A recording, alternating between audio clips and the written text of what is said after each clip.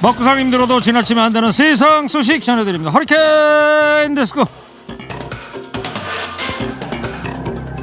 첫 번째 소식입니다. 추미애 법무부 장관이 아들의 군 복무 시절 휴가 특혜 의혹이 제기된 데 대해서 이제 진실의 시간이다. 검은색은 검은색이고 흰색은 흰색이다. 저는 검은 것을 희다고 말해본 적이 없다. 이렇게 정면 돌파를 선언했습니다. 추 장관은 먼저 국민께 정말 송구하다는 말씀을 드린다면서 제 아들은 군생활 중에 오른쪽 무릎을 수술받아야 했다. 그래서 입대 전 왼쪽 무릎을 수술했던 병원에서 수술을 받기 위해 병가를 냈다. 이것이 전부다.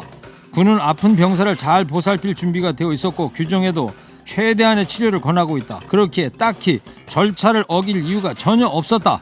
이렇게 설명했습니다. 또 법무부 장관으로서 현재 진행 중인 검찰 수사에 영향을 줘서는 안 된다는 우려 때문에 그동안 인내하며 말을 아껴왔다면서 검찰은 누구도 의식하지 말고 오로지 실체적 진실을 밝히라는 국민의 명령에만 복무해야 할 것이라고 강조했습니다. 한편 추 장관 아들 서모 씨의 특혜 휴가 의혹을 수사 중인 검찰이 어제 서 씨를 소환 조사했습니다. 관련 의혹에 대한 검찰 수사가 시작된 지 8개월여 만에 첫 소환입니다. 추 장관의 당대표 시절 보좌관도 검찰 조사를 받았습니다. 최근에 제기된 의혹과 증언, 반박 등을 지켜보면 검찰이 이 사건을 왜 장장 8개월 동안이나 붙들고 있었는지 그 이유를 모르겠습니다. 더 이상 소모적인 논쟁에 힘 빼지 않기 위해서라도 이제라도 검찰 조사에 속도를 내주길 바랍니다. 보건복지부 독립예청으로 승격한 질병관리청 개청식에서 정은경 초대청장이 태풍 부는 바다 한가운데서 선장으로서 끝까지 항해하겠다. 이렇게 각오를 밝혔습니다. 정 청장은 코로나19 위기가 진행 중인 엄중한 상황에서 질병관리청이 개청했다면서 이는 코로나19 위기를 조기에 극복하고 신종 감염병에 대해 전문적이고 체계적으로 대응하라는 국민의 준엄한 뜻과 정부 의지가 담긴 결과라고 설명했습니다. 또 직원들을 향해서 아직 우리는 태풍이 부는 바다 한가운데에 있다. 질병관리청이라는 새로운 배의 선장이자 또 한 명의 선원으로서 저는 여러분 모두와 끝까지 함께 이 항해를 마치는 동료가 되겠다. 이렇게 다짐했습니다. 아직도 우리는 태풍 부는 바다 한가운데지만 이런 멋진 선장이 계셔서 든든합니다. 한시라도 빨리 이 태풍을 지날 수 있는 길은 우리 스스로 더욱 철저히 방역수칙을 잘 지키는 거죠.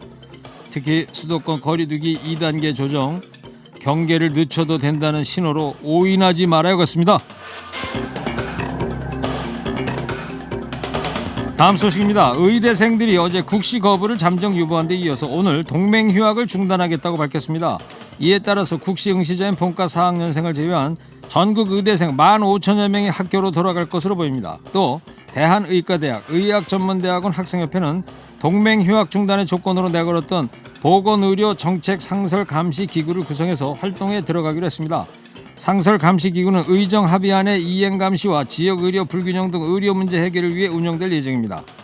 조승현 의대협 회장은 기존 단체 행동을 넘어 더욱 능동적으로 보건의료 체계를 감시하겠다. 정부가 또 국민의 건강권을 위협하는 정책을 강행한다면 전 의료계와 함께 단체 행동을 불사할 것이다. 이렇게 밝혔습니다.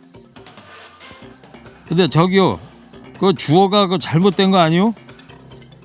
국민의 건강권을 위협했던 거는 정부가 아니라 의료계 아니었습니까? 학교로 다시 돌아간다면 그 어떤 지식이나 기술보다도 환자의 건강과 생명을 첫 번째로 생각하겠노라는 히포크라테스의 선서, 그걸 잊지 말아주기 바랍니다.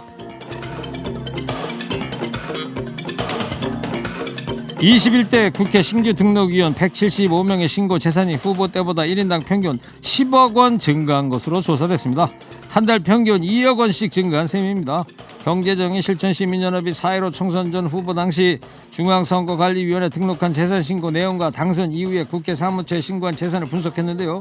구체적으로 재산 증가액이 평균인 10억 원 넘게 늘어난 의원은 15명, 평균 111억 7천만 원이 늘어났습니다. 특히 재산 증가 상위 3명에는 무려 865억 9천만 원이 늘어난 전복민 국민의힘 의원, 288억 5천만 원이 늘어난 한무경 국민의힘 의원, 172억 4천만 원이 증가한 이상직 더불어민주당 의원이 이름을 올렸습니다. 반년도 안 된 사이에 의원들의 재산이 급격히 증액한 이유에는 달라진 재산 신고 규칙에 영향을 받았거나 처해 있는 개개인의 환경이 변하는 등 다양한 경우에 수가 따릅니다. 다만 후보자 시절 이 점을 악용해 재산을 허위로 기재하거나 재산 등록 자체를 불성실하게 이행했다면 당선 무효형에까지 이르는 징계도 불가피합니다. 야, 5개월 만에 800억이요? 국회에 입성할 게 아니라 다들 투자 전문가로 나섰어야 되는 거 아닌가 몰라요? 실수다, 보좌진 잘못이다, 가족 재산이다 해명도 가지각색이던데요. 어쨌든 국민의 삶과는 점점 더 멀어져 갑니다.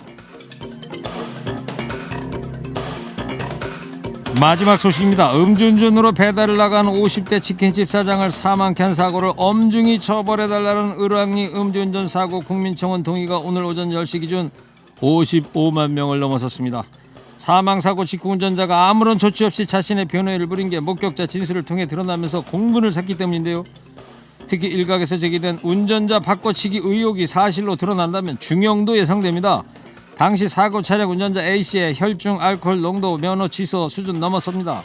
윤창호법을 적용하면 A씨는 3년 이상 유기징역 혹은 무기징역의 처벌을 받을 것으로 예상이 됩니다.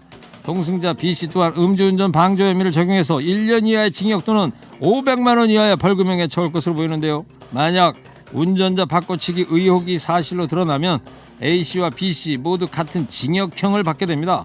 한편 A씨의 구속 여부는 오늘 중으로 결정될 예정입니다. 윤창호법이 적용되면 3년 이상 유기징역에 무기징역의 처벌입니다. 그럼에도 음주운전이 줄지 않는 것은 좀 더 세게 때려달라는 거죠. 술 몇 잔에 피해자 인생은 물론 남은 당신의 인생도 끝이라는 거 아직도 모르시겠습니까? 오늘 허리케인 데스크 여기까지 하겠습니다. 깨어있는 시민이 됩시다.